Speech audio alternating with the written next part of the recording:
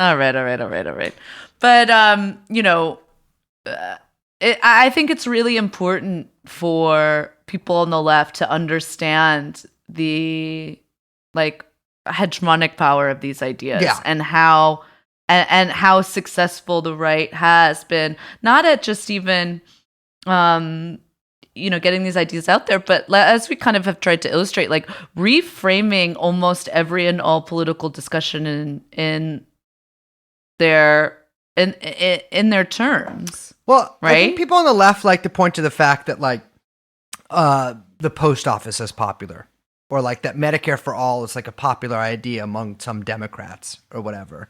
But it's like, okay, fine. Like maybe these specific issues, like some people who respond to opinion polls like them. But like really the whole, like you're missing the whole landscape, which like the Kochs and people like them, not just them, but people like them have totally remade. And like by focusing on these like hyper specific things, well, look, I really hate it when like Bernie Sanders says like, oh, we're winning the ideological war, or winning the war of ideas. Well, fuck, that's wonderful. That's the best way to win a war, is by ideas. In fact, traditionally, that's how all wars have been won, by just having the best ideas. It's like, no, wrong, motherfucker. Like, you are, first of all, you're not even winning the war of ideas. You're losing them. If you were winning the war of ideas, you'd be winning the regular war, or at least be doing a lot better than you are.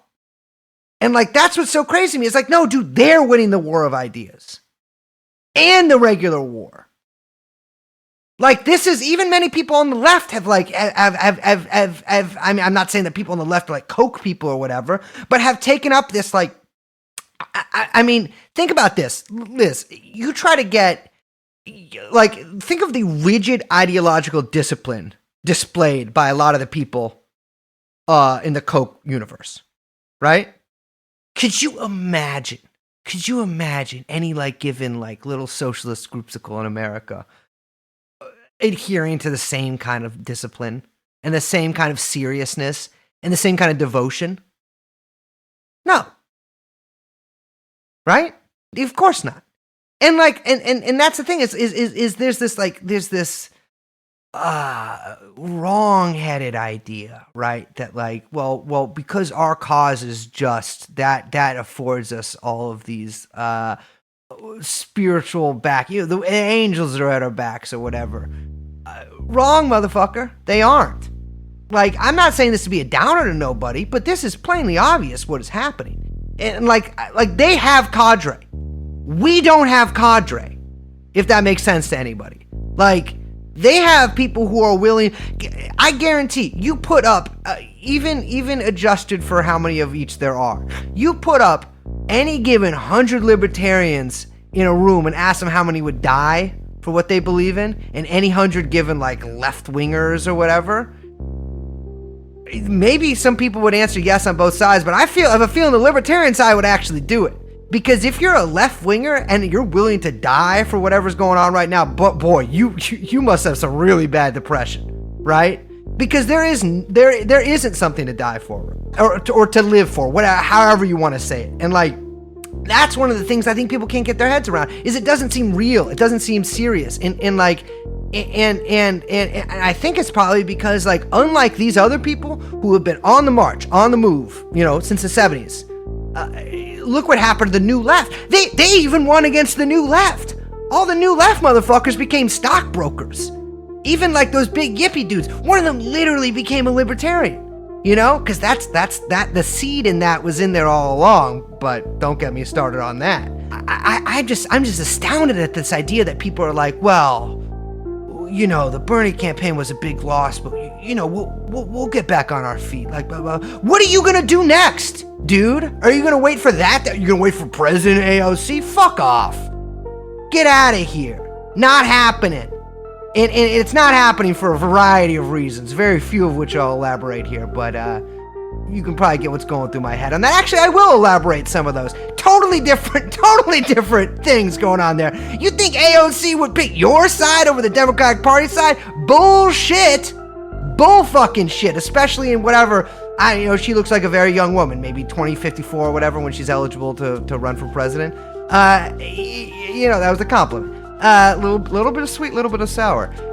what I don't get here is like, whoa, man, like, how are you gonna get serious? Because these people are serious, and they've been serious for a long time, and they've been winning for a long time. You couldn't even get serious when your guy ran for president twice.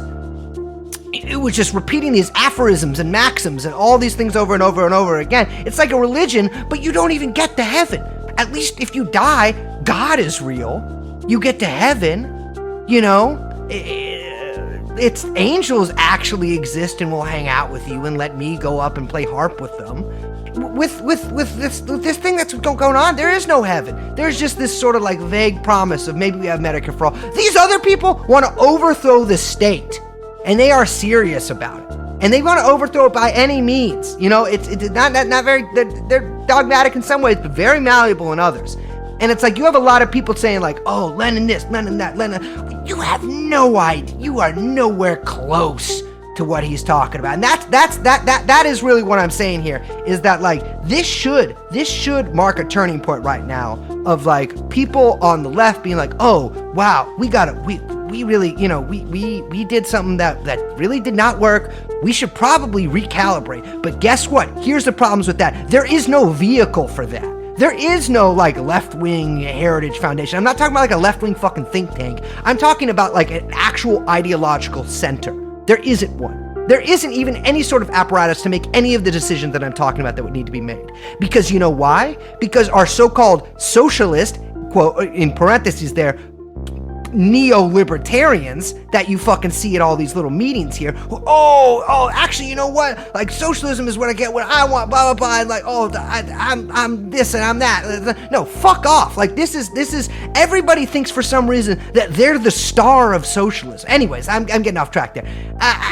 There is no apparatus. There is no party. There is no organization. And unless like you think for some reason America is so unique that is the only country that you could overthrow the government without any sort of organization, which by the way, a lot of you fucking do, even if you won't admit that. Unless you think America is so special and so unique and so blah blah blah that can happen, well, if you believe that, brother, then I got nothing to say to you. But if you don't believe that, if you think that maybe things aren't working, maybe it's time to try something new, well, buddy, where do you see the Belden program?